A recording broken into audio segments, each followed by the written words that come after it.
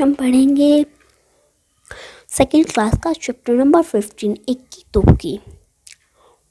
और ये चैप्टर हम स्टार्ट करते हैं। ये बहुत ही मज़ेदार चैप्टर लग रहा है मुझे। स्टार्ट करते हैं। दो बहनें थी, एक का नाम था एक केस वाली मतलब एक बाल वाली, और दूसरी का नाम था दोन केस वाली मतलब दो बाल वाली। दोनों बहनें अपने अम्मा और बाबा के साथ एक छोटे से घर में रहती थी। एक केस वाली का एक ही बाल था, इसलिए सब उसे इक्की बुलाते थे। दोन केस वाली बड़ी घमंडी थी, उसके दो बाल थे, इसलिए सब उसे दोक्की बुलाते थे। देखिए इक्की रही इक्की केस वाली। अम्मा सोचती थी कि दोक्की जैसी सुंदर लड़की तो दुनिया में है ही नहीं, और बाबा उन्हें सोचने की फुर्सत ही कहाँ, काम में जो उलझे रहते थे। दोक्की हमेशा अपनी बहन पर रौब जमाती रहती। एक दिन इक्की घने जंगल में गई। चलते चलते वह घने जंगल के बीच आ पहुंची। चारों तरफ सन्नाटा था। अचानक उसने एक आवाज़ सुनी, पानी, मुझे प्यास लगी है, कोई पानी पिला दो। इक्की रुकी और चारों तरफ घूम कर देखा, वहाँ तो कोई नहीं था। फिर उसने देखा सूखी मुरझाई हुई मेहंदी की एक झाड़ी, जिसके पत्ते सरसरा रहे थे। पास ही में पानी की धारा बह रही थी। इक्की ने चुल्लू में पानी भरकर एक दो बार कई बार झाड़ी के ऊपर डाला। मेहंदी की झाड़ी बोली, धन्यवाद इक्की, मैं तुम्हारी ये मदद याद रखूंगी। इक्की आगे बढ़ गई। फिर अचानक सन्नाटे में उसे एक और आवाज़ सुनाई दी, मुझे भूख लगी है, मुझे खाना खिला दो। इक्की ने देखा कि एक मरियल सी गाय पेट से बंधी हुई थी।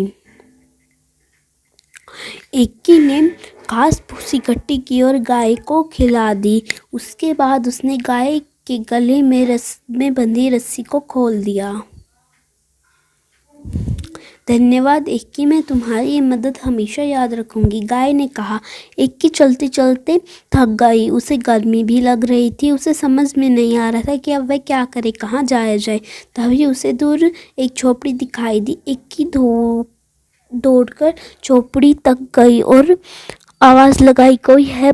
एक बूढ़ी अम्मा ने दरवाज़ा खोला। बूढ़ी अम्मा ने कहा, आह, आ गई मेरी बच्ची, मैं तुम्हारी ही राह देख रही थी, आओ अंदर आ जाओ। इक्की हैरान हो गई और चुपचाप झोपड़ी में आ गई। झोपड़ी में आकर उसे बहुत अच्छा लगा।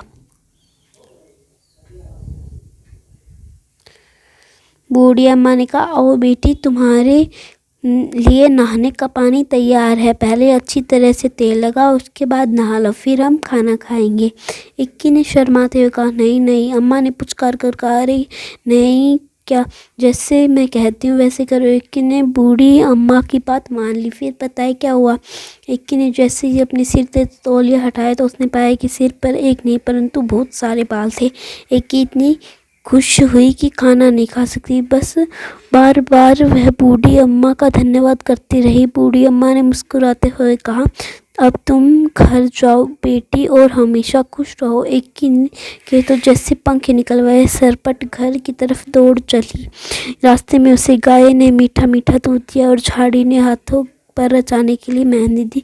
घर पहुंचकर इक्की ने सारी कहानी सुनाई। दोक्की कहानी सुनते ही सीधे जंगल की तरफ भागी। दोक्की इतना तेज भागी थी कि न उसे प्यासी झाड़ी और न भूखी गाय की पुकार सुनी। वह धड़धड़ाती हुई झोपड़ी में घुस गई और बूढ़ी अम्मा को हुक्म दिया, मेरे लिए नहाने का पानी तैयार को। हाँ आओ, मैं तुम्हारी ही राह देख रही, पानी तैयार है, नहा लो। बूढ़ी अम्मा ने दोक्की से कहा। झटपट नहाने के बाद दोक्की तौलिया सिर से हटाए तो उसकी तो चीख निकल गई। दोक्की के दो ही बाल थे और वे भी छूट गए। रोते रोते दोक्की घर की तरफ चलने लगी। रास्ते में उसे गाय ने सींग मारा और मेहंदी की झाड़ी ने कांटे चुभो दिए, मगर दोक्की अपना सबक सीख चुकी थी। इसके बाद इक्की दोक्की अपने अम्मा बाबा के साथ खुशी खुशी रहने लगी। कहानी से बूढ़ी अम्मा पहले से जानती थी कि इक्की और दोक्की उनके घर आने वाली। तुम्हें कैसे पता चला? बूढ़ी अम्मा मतलब थोड़ी कोई जादूगर होगी या वो भविष्य को देख सकती होंगी। दोक्की का मेहंदी की झाड़ी और गाय पर ध्यान क्यों नहीं गया? क्योंकि वो बहुत तेज तेज भाग रही थी। इक्की ने झाड़ी और गाय की मदद कैसे की? इक्की ने झाड़ी को पानी उसके ऊपर पानी छिड़का और गाय को गाय की रस्सी खोलकर उसे खांसती। मेहंदी ने झाड़ी को एक ही को लगाने के लिए मेहंदी दी। मेहंदी झाड़ी से लगाने के लिए मेहंदी कैसे तैयार हो जाती, पता करो और सही क्रम लिखो। पहले मेहंदी झाड़ी से, ये आप अपने आप पता करके लिख सकते हैं अपने बड़ों से। मेहंदी जब रचे है उसका रंग गाढ़ा और धीरे धीरे फीका पड़ जाता है। किन चीज़ों से रंग कुछ समय फीका हो जाता है? मेहंदी, हाँ, सूती कपड़े और हम जो पेंट करवाते हैं ना वो भी फीका पड़ जाता है, उतरने लगता है और आदि चीज़ें।